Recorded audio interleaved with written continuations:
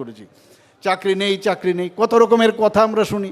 ত্রিপুরা সরকার, আমরা এই সরকার আসার পর আমাদের 2018 থেকে আমরা এখন পর্যন্ত প্রায় 20,184 জন আমরা চাকরি অলরেডি ডাইরেক্ট সরকারি চাকরি আমরা দিয়েছি, এবং এখন পর্যন্ত কোনো চ্যালেঞ্জ হয় না।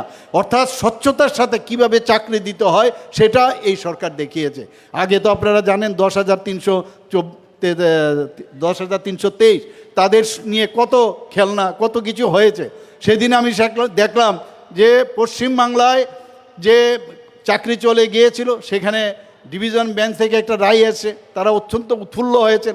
আরে এই উৎফুল্লর এর আগেই এখন সে বসে বসে আর তো কিছু কাজ নেই, সেই মিডিয়ার দৌলতে বা আপনার সোশ্যাল মিডিয়াতে যে সরকারকে কিছু করা উচিত। আরে আমরা তো অলরেডি করে ফেলেছি, কিন্তু আপনারা যে কাজটা করেছেন এখানে তো না টেট না, কিন্তু পশ্চিমবাংলায় তো টেট পরীক্ষা দিয়ে তারপর পেয়েছে।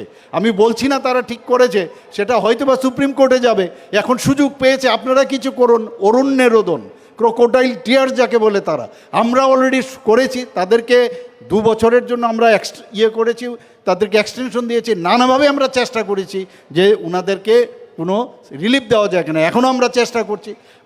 ওনাদের কারণে এটা হলো, এবং ওনাদের যে মানে পার্টনার এখন হয়েছে কংগ্রেস, এই দুজনে, একজন মানে চাকরি খেয়েছে আর একজন চাকরি অন্যায়ভাবে দিয়েছে।